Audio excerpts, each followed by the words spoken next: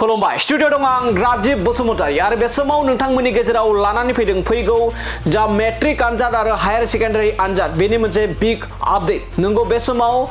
मख'नांगोन दि फैगौ फेब्रुवारि दाननि 10 आरो 11 खालाराव मेट्रिक आरो हायार सेकेन्डारि आनजादा जानो थांगासिनो दं आरो मेट्रिक आरो हायार सेकेन्डारि आनजादखौ खुंफुंनो थाखाय बे समाव आसाम फरायसालि सोलोंथाइ बिफाना आनजाद खुंफुंनो थाखाय बे समाव साखाफारा बे समाव नोंथांमोननि गेजेराव मोनसे बिग आपडेट बेनो जाहैबाय फैगौ जा मेट्रिक आनजाद बे मेट्रिक आनजादाव साबेसे फरायसाफोरा आरो गंबेसे सेन्टाराव साबेसे फरायसाफोरा बे समाव मेट्रिक आनजाद होनो थांगासिनो दं बे समाव मख'नांगोन दि मेट्रिक आनजादनि थाखाय गासै 1086 सेन्टाराव गासै 4,38,565 फरायसाफोरा बे समाव मेट्रिक आनजाद होनो थांगासिनो दं 2026 मायथाइनि जा मेट्रिक आनजाद होगिरिनि अनजिमा बे गासै 4,38,565 फरायसाफोरा बे समाव 2026 मायथाइनि जा मेट्रिक आनजाद होगिरिनि अनजिमा बे जाबाय गासै 4,38,565 लोगोसे गुबुन फारसेथिं आरो 11 फेब्रुवारिनिफ्राय जागायगोन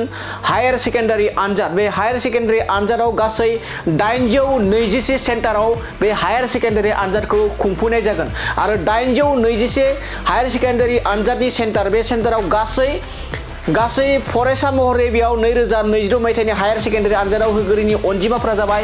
3,30,742 फरायसाफोरा बे समाव हायार सेकेन्डारि आनजाद होगोन जोंनि आसाम रायजोआव गासै 3,30,742 फरायसाफोरा बे समाव हायार सेकेन्डारि आनजाद होनो थांगासिनो दं आरो बेखौ नोजोर बोनानै आसाम रायजो फरायसालि सोलोंथाइ बिफाननि आफादगिरि रमेश चन्द्र जैन बिथाङा फैबाय थानाय जा हायार सेकेन्डारि आरो मेट्रिक आनजाद बे मेट्रिक आनजादखौ खुंफुंनो साखाफारा जाबाय एबा साखाफाराया जोबनो थांगासिनो दं एबा 80 जौखोन्दो जाबाय होननानै बे समाव आसाम रायजोनि फरायसालि सोलोंथाइ बिफाननि आफादगिरि रमेश चन्द्र जैन बिथाङा फोरमायनायखौ बे समाव नुनो मोननाय जादों दानिया फैदो बिदिब्ला फैबाय थानाय जा 10 आरो 11 फेब्रुवारि खालारनि गेजेरजों जा मेट्रिक आनजाद आरो हायार सेकेन्डारि आनजाद बेखौ लानानै मा फोरमायदों आसाम रायजोनि सोलोंथाइ बिफाननि आफादगिरि बिथाङा এই বছর হাই স্কুল পরীক্ষা 1046টা সেন্টারত 4,38,565 জনে পরীক্ষা দিব আর হায়ার সেকেন্ডারি 821টা সেন্টারত 3,30,744 জন ক্যান্ডিডেটে পরীক্ষা দিব এই পরীক্ষার কারণে যাবতীয় প্রস্তুতি আমার আরম্ভ হয়েছে মানে আরম্ভ নহয় আমার ফলপ্রদ অলপ শেষৰ ফালেই গৈ আছে আমার মানে বাকি সব এক্টিভিটিজ হৈ গৈছে মাত্ৰ প্ৰশ্ন কাকত পঠিওৱা কামটো আৰম্ভ হ'ব আৰু শেষ হ'ব প্ৰায় 5-6 তাৰিখে আমি শেষ কৰিম গোটেই বস্তুটো প্ৰক্ৰিয়াটো এই বছৰৰ এটাই নতুনত্ব আছে in case of high school এক্সামৰ ক্ষেত্ৰত যে আগতে আমি কোৱেশ্চন পেপাৰ বিলাক এটা কোৱেশ্চনতে প্ৰত্যেকটা ল্যাঙ্গুৱেজ লিখি দিছিল 5টা ল্যাঙ্গুৱেজত আমি কোৱেশ্চন পেপাৰ কাটো এই বছৰ আমি কিন্তু কোৱেশ্চনটো ল্যাঙ্গুৱেজ ওয়াইজ বনাইছো অসমীয়া পোৰশন বেলেগকে ইংলিশ বেলেগকে বঙালী বেলেগকে হিন্দী বেলেগকে এনে ধৰণে ল্যাঙ্গুৱেজ বিলাক বেলেগকে বনোৱা আছে বড়ো বেলেগকে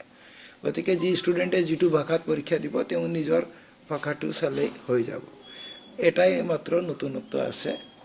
হায়ার সেকেন্ডারির ক্ষেত্ৰত এই বছর কোনো নতুনত্ব নাই এভরিথিং কোয়েশ্চন পেপার বা প্যাটার্ন যোৱা বছৰৰ দৰেই আছে এটাই খালি প্যাটার্ন চেঞ্জ আছে যে এটু আমি আৰম্ভণিৰ পৰাই কৈ আছো যে কোয়েশ্চন পেপাৰৰ যেটো ডিজাইন আছে সেই পার্টিকুলার ডিজাইনটো একচুয়ালি বেছিভাগ কনসেপ্ট বেসড নলেজ বেস কৰাৰ চেষ্টা কৰা হৈছে আগতেও কৰা হৈছিল এবাৰ আৰু অলপ বেছিকে বৃদ্ধি কৰা হৈছে আৰু হেতু কাৰণে প্ৰস্তুতি হিচাপে আমাৰ যিমান ইউনিট টেষ্ট বিলাক হৈ গল হাফ ইয়াৰলি হৈ গল তাতেও তেনেকুৱা কোয়েশ্চন পেপাৰে আহিছিল